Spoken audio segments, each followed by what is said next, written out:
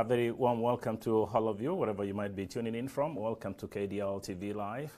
Today is Sunday. It's is about 10:20 here in the state of Minnesota. And it's 11:15 or so in the East Coast, and it should be 6 East African Standard Time. So happy to have you on today.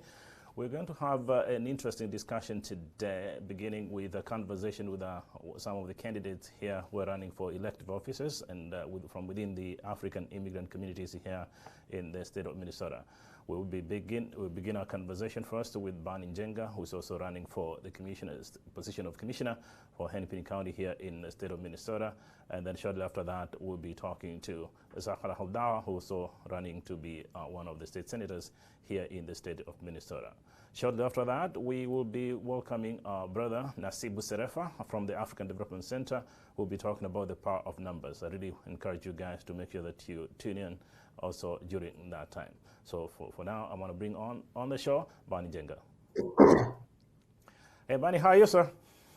Thank you so much. Thanks so much for having me. Good morning. Good morning. Let me begin by saying that you look absolutely fabulous. Thank you so much, mate. On Sunday morning, you have to look sharp. Yes, and I have to admit that your tie is much better than mine. Well, thanks to Macy's, I guess. Thanks to Macy's. I'm sure Target and Walmart would be curious about that. So, hey, it's good to have you on. Obviously, as we did promise our viewers today, we'll be talking about what the African immigrants are doing in the U.S., particularly those ones who are running for political offices, and obviously beginning with you today. So, but just very quickly, for the sake of our viewers to get to know who you are, do you mind introducing yourself very quickly for our viewers? Absolutely, yes. Yeah. Thank you so much for having me once again. My name is Boni Njenga, a Kenyan immigrant. I came to the U.S. 17 years ago. And, when I said 17 years ago, it's just like life just goes very quickly. I didn't expect that to be 17 years now. But I've been, the last 17 years, I did go to school here. So all my 20s and my 30s have been the U.S. Half of my life has been the U.S. I went to school in a public schools, one of the best public schools in Minnesota called Minnesota State University in Mankato. And since then, I've been working close in the community, and I decided, hey, let me take a shot in this public service. Okay, fantastic. So it's good, excellent intro, but they're so proud of you, the fact that you're really even deciding to go public, which a lot of us really don't want to do, but obviously send you a word of congratulations and tell you that not just me, but KDRTV, all our entire crew here and many others obviously appreciate what you're doing. So I want to make sure that you're safe with us and you will be a friend all the way. So let's talk about what is obvious today and affecting everybody around the world. I mean, that's COVID-19. It's affected people. I think most people thought it was a virus, and it's getting even serious, and including now the President of the United States sitting laying in a hospital because of this pandemic. How are you personally and professionally dealing with this? Well, the first couple of months for everybody, January and March and April, and all of us, it was a new thing. It was a new pandemic that none of us knew what to do. We were all anxious, wiping the doorknobs, wiping everything, and. For me personally, the first couple weeks, it did hurt me professionally because I got followed, and majority of Americans who end up losing jobs. I think right now we have more than 50 million Americans who have applied for unemployment benefits, in the country, and it shows you that everybody's being affected, and none of us even know how to move forward. We don't know how long it's going to take. And I'm at a better position. That have been working for the last couple of years. But if you look at the state of Minnesota, we have so many people who have been affected, have been evicted. And I believe right now the AG has more than 1,500 cases right now of eviction in his office, and this shows you that how much everybody is losing. And when we talk about let's say like how the schools have been affected. Right now, we're talking about some schools that some kids, some parents don't have 2 laptops, or probably even 1 laptop, and right now we need to do the distance learning, and the same parent has to go to work, and now they have to manage going to work and trying to help their kids and so forth. So it's affecting everyone in different capacity. Okay, good to hear. Thank you, Boni. So here's the interesting thing. By the way, I read a very interesting article in the East African Standard about you. Right. Who wrote that article was very brilliantly written, and they told a very good story of a young, not very nice boy in Nakuru, growing up but being brought up by an absolutely wonderful mom, thanks to that mom, and obviously with elder brothers who did everything possible to get that boy to the United States. And luckily enough, he's the good-looking guy that I'm talking to today. So let's talk about leadership.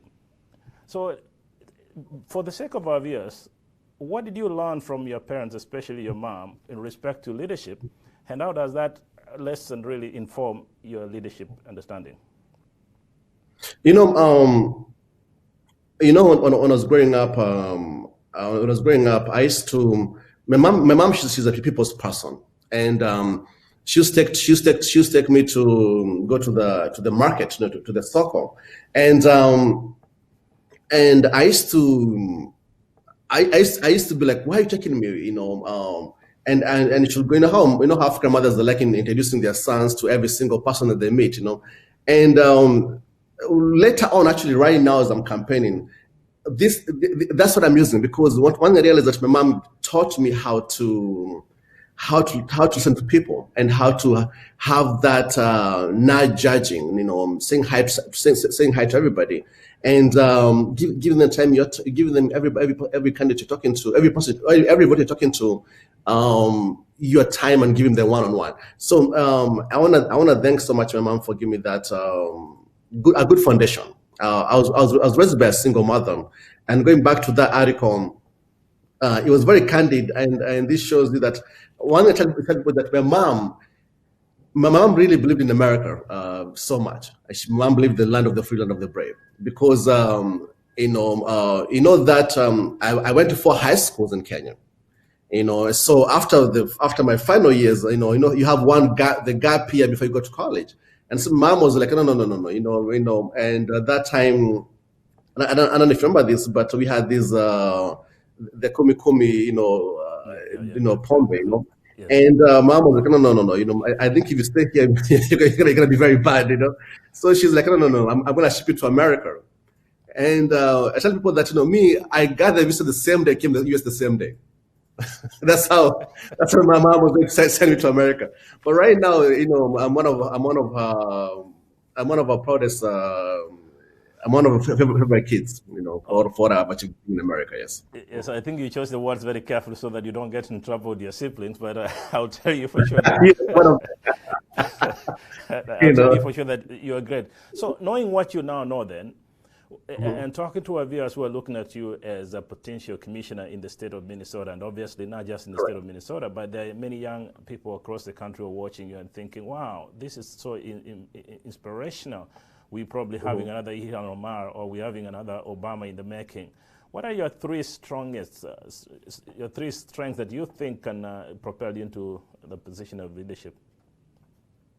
I would say Minnesota gave me one of the best education. I appreciate state of Minnesota, and when I say I'm a proud Minnesotan, I'm a proud Minnesotan because I have achieved a lot in Minnesota. When it comes to education, I have a bachelor's in political science, and I have a master's in public administration, and I'm one of the best when it comes to policy. And this is what you see of all the candidates. I'm the only one. I can say this categorically, confidently, that I'm able to bring new ideas on the table. And this is why I'm saying that we need to introduce evidence-based policy making. So I'm not running just to run. I'm running because I'm able to show that that I have data and have research to back what I'm saying. Especially when it comes to Hennepin County. So that's something that I feel like I'm very uniquely qualified to be in this position. Okay, so thank you, great, I appreciate that. So let's focus now, switch focus to specifically Hennepin, and by therefore viewers who are watching might wonder what is Hennepin. Hennepin is the largest county in the state of Minnesota, and I think the largest county that has the most immigrants. And obviously people watching, not necessarily immigrants, everybody, every citizen within that county. So the question I might have for you is obviously knowing what you now know. You having been brought up in Kenya, having gone to school here, having met friends from all walks of life. Why specifically are you running for this particular position? That's a very good question. You know, 10 years ago, around 10, 11 years ago, once I finished my bachelor's degree, I moved to the city, not to the Minneapolis, Hennepin County, and I had a full-time job with the state of Minnesota. A full-time job, I think I was getting paid $70 an hour, something like that. And with school loans and bills and so forth, fresh from college, I was unable to pay my rent, and I was evicted. And that's the point that I came in contact with Hennepin County, because Hennepin County is supposed to be a social net for anybody who's struggling, because it's the county that offers you social services, and that's what I realized later on. Actually, Hennepin County was unable to help me, because apparently I was making a lot of money at that time. So what I did is that I was able to be helped by a nonprofit organization called VIP. It's based right here in Bloomington. And I was like, how come when the county is supposed to be the social net for you, but was unable to aid me? And that made me do research on it. And I realized it's because of efficiencies. And I said, you know what? Hey, if not me, and then who else? Have had the experience of being on the bottom, and I would not want somebody else to be there, to be where I was, because I had a full-time job at that time.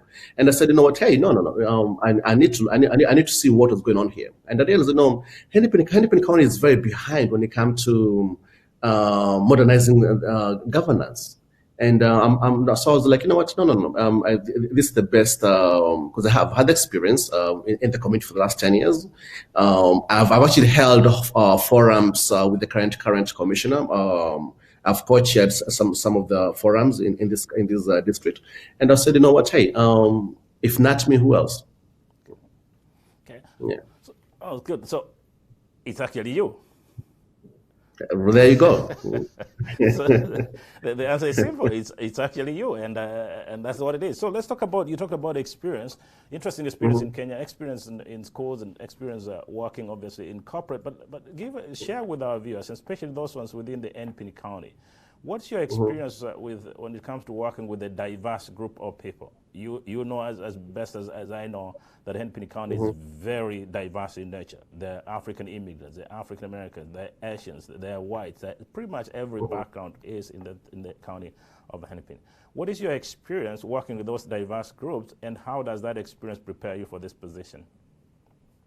My experience, it's very wide. I'm actually in so many groups, but the last couple of years I've been very fortunate to work with one of the close most career here in Bloomington, called Farouk. And what I've been doing for the last couple of years, writing grants for them, and I've been able to meet down with mothers who are struggling, single mothers who need financial literacy, and who need us to represent them in schools. So I've had a wide variety when it comes to working with diversity, especially in Bloomington, the last 10 years. Okay, very good. Let's switch focus to specifically immigrants, and as you know, KDRTV particularly, our centerpiece for all this is that we're trying to, as much as possible, drive a positive diaspora narrative. That's key. I mean, there's so many challenges, that's understandable, but we cannot necessarily focus on the negatives. We also need to focus on the positives. So more specifically to the immigrant population, what 3 specific issues do you think are affecting the immigrants? One is affordable housing, because right now, for example, a 1-bedroom in these areas is ranging between $1,200 to $1,500, or sometimes more. So affordable housing. Right now, the current most issue is COVID-19, distance learning, affecting most of immigrants. And I would say the other thing also is creating community wall. What I mean by that is that I've having spoken to immigrants, you find that most of us tend to come with other professionals from, let's say you are you are working as a mechanic in a mechanic or some sort of paraprofessional back home, and then you come here and then you have to start from zero, and then so what can the county do? The county should be able to ask you, hey, what are your skills? Let's say if I was a mechanic back home, how can the county help you to start a small business? And that's one that I feel like the county has failed when it comes to realizing the potential of immigrants, because most of us come here and then we have to do CNA training, and then we waste our 2, 3, 4 years trying to figure out who we are, and we already had professionalism positions or skills before we came to the US. Okay, good thinking there. So here's a question. Obviously, it's a public office. It's not. It's a public office that you're running for. The key point, once you get to the office, and obviously wishing you the very best, is that you will have to make decisions, and not just decisions. You're going to make very tough decisions. Sometimes decisions you have to differentiate. They're either personal decisions, family decisions, business decisions, political decisions, religious decisions, whatever that is. But if elected, you're going to make decisions. And in part, a huge part of our audience are looking at you as a possible person who's going to be their link and hope. What will inform your decision-making process? Well, one, obviously, as a human being, definitely you gotta have empathy for sure. For somebody who's struggling. At the same time, and this is where I'm running into with something called evidence-based policy making, because it's a new era of governance that enables our commissioner to use data and research, and this will enable us to make the right decision when it comes to policy making, because research affects policy and policy affects lives. So when you have the best data, the best research, it will save life or will affect somebody's life. Okay. So I was looking at the immigration overview the other day around counties. I'm not exactly sure, but I know Inoka has around 30,000 foreign-born immigrants, and I think about 18,000 naturalized citizens. Do we have an idea how many immigrants are in the Hennepin County? A good question. Good question. I have the numbers somewhere, but I want to say it's way more than that. Okay. It's way more than that, because Hennepin County has 1.2 million people.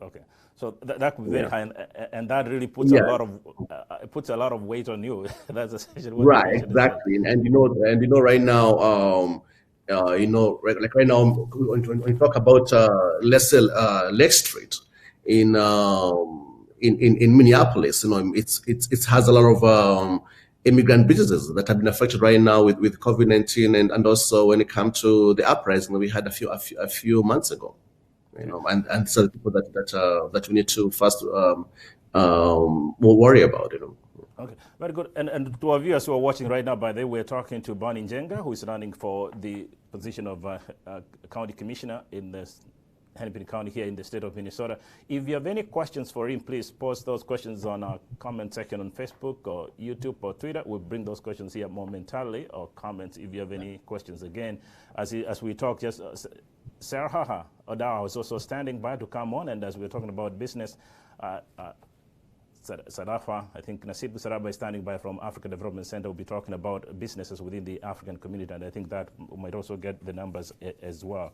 So here's a question. Most people are obviously concerned that, it's a political office. People run for office as soon as you get elected, and hopefully you get elected, you just forget about the people. If elected, how will you make sure that you stay in touch with the immigrant community especially? One thing that I've seen somebody very in a different county that's doing is that holding forums every be it monthly or so forth in the community, in the community centers, just tell and giving people your calendar in advance. Tell them, hey, you know what? Hey, I'm going to hold from next month in the city of Eden Prairie, Bloomington, or Richfield. Between and also give them choose the right times. Most of us have families, have kids. Don't have a forum at 7 in the morning. I've seen so many so many companies here in Minneapolis. They hold breakfast forums at at 7 in the morning, 8 in the morning.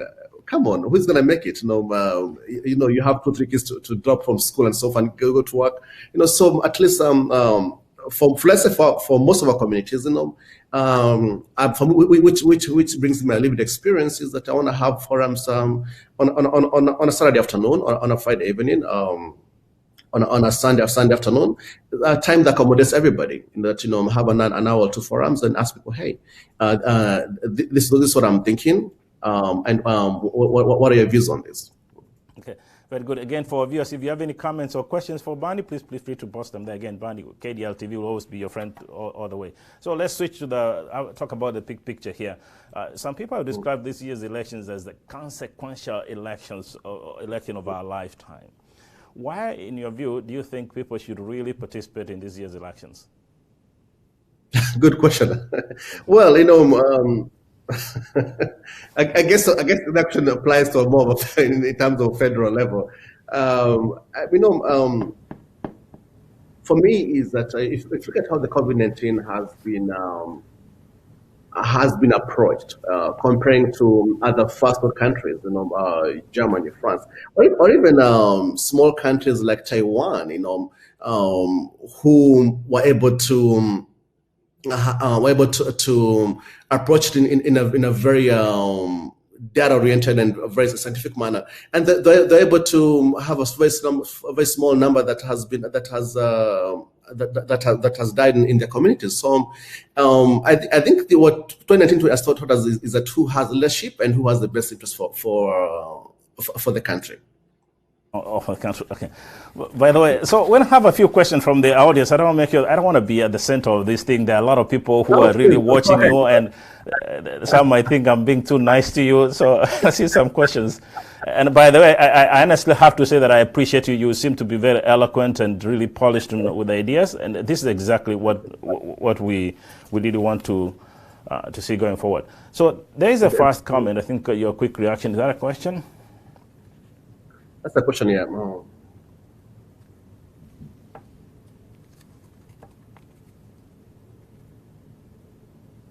But we have one. We do have another secretary. We have one. Correct me on that, because I think we do have one. I'm not particularly sure, but Undersecretary for African Affairs, no, I'm not particularly sure that. If our technical guys can bring up more questions, yes, I'm not sure we have that. The State Department has a position, has an Undersecretary who just focuses on African affairs.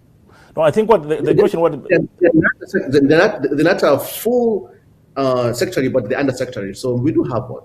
But correct me on that.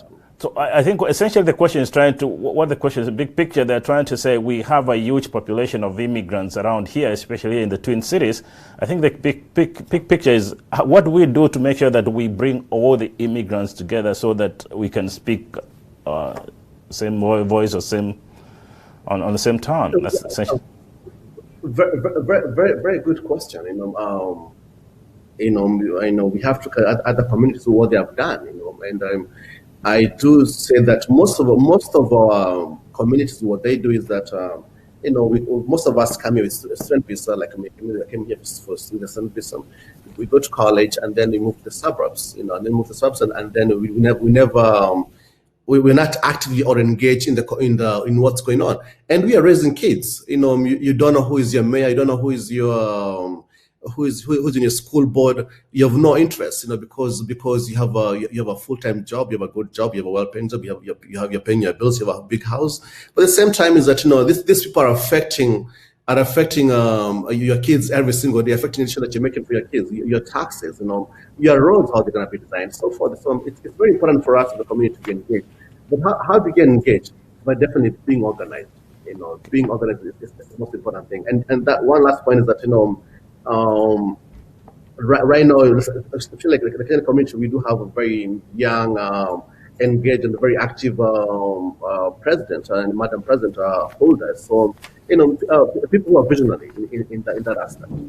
Okay, very good. Again, there's a question from, I think a brilliant question from Jacob Mokoro there. I think one of your potential voters. I think if you're able to read it, Hennepin County property taxes are the highest in the state.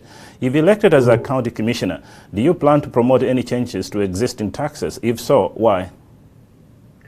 Yes, so Makoro, thanks so much, and I want you to go on my website, but then follow me on Facebook, Makoro, because one that I've talked about, and the only kind I'm talking about is Hennepin County has wasteful spending, and I'm giving more than 5 examples of wasteful spending that Hennepin County has, and this has led for Hennepin County to increase taxes for the last 5 years. Every single year, the Hennepin County commissioners have increased taxes, and because of wasteful spending that Hennepin County has. Okay. That's excellent. I think that's okay. I don't think we have any other additional question because Saraha Adawa is also standing by. I think before we give you a chance to make your final statement, let me ask you a quick question. What do you do for fun to keep you going during this difficult time, bro? This difficult time, I'm a golfer, but that doesn't mean I'm going to be golfing all the time. So Minnesota can only golf for 5 months. So and I came to golfing because I used to work at a golf course when I was going to school when I was going to college. So I ended up falling in love with golf. So I do golf, and I do exercise every morning. I'm a runner, obviously as a Kenyan, and by the way, talking about that, one of your favorites, Eliud Kipchoge, lost this morning, but hey, it's always the next year. So 2 things: golfing and running. Definitely exercising.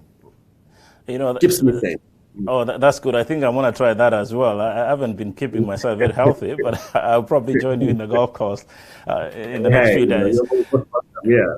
So again, for our viewers, if, standing by right now, Saraha Adawa, also running for the state senate, she's standing by. So if you have any questions, please get ready for us. She'll be coming on momentarily, and following Sarah, we'll also be having on Nasibu Sarafa from the African Development Center here in Minneapolis. Will also be talking about the power of numbers. So stay tuned. But in the meantime, we want to have here Boni. There are many people watching you from the county, Hennepin County, across the state of Minnesota and across the country. And interestingly, we have a good number of people watching you from Kenya. What do you say as a closing statement? As a closing statement is that one of the reasons that I'm running is because my mom used to tell me that when I was a young kid is that when somebody gives you something, give them back tenfold. And the U.S., the state of Minnesota gave me home and gave me a very good education. And this I'm taking this challenge of running as a commissioner to give back in public service. The former president JFK said, ask not what your country can give you, ask what you can give your country. And for me, I want to give back to state of Minnesota by being a public servant. And I want to encourage everybody who's in Hennepin County, especially in Bloomington, Richfield, Eden Prairie, please vote for me November 3rd. And you can vote right now on absentee. And vote me because I have fresh and bold ideas in the to bring in this 21st century. Okay, thank you very much. I think that marks it. Thank you, Boni. It was an absolute pleasure talking to you. Obviously, I think our viewers are very excited really having you on the show. I think you made a very good case for the position you're running for, and we here at KDRTV and obviously the immigrant community is really very proud of you, and just know that we're with you all the way, and going forward, KDRTV is your friend. If you want to come back anytime, we'll be very happy to have you back on. So anytime. Thank you so much for having me, and I look forward coming back here sometime, and we can chat and talk about other issues in our community. Sounds good. Thank you very much. So again, for viewers, we've been talking to Boni Njenga, running for commissioner in Hennepin County here in the state of Minnesota. But at the same time, let's take a moment to thank our sponsors, Hennepin County. And if you look at, see down there, it's Hennepin. Thanks for sponsoring us. If you want to have a call regarding COVID-19, you're having problems or having a family member who's going through this problem, please feel free to call Hennepin County at 612-348-3000 if you need further assistance. Or you can go on their website at hennepin.usa/COVID-19 for any assistance. But also at the same time, we want you to subscribe. Please go to facebook.com on KDRTV. Subscribe and make your comment or questions, and more especially we're interested in having your feedback. As well, follow us on Twitter. We're there. And again, as you know, we're also streaming live on YouTube. Just go to YouTube and subscribe. All you need to do is just click that subscribe button, and that's it. You don't have to pay anything, so that you will be our friend all through. So we're going to take a quick break for a commercial break, and we'll be right back after that commercial break with Sarah Hodawa, who's also running for the state senate here in the state of Minnesota. We know how stressful it can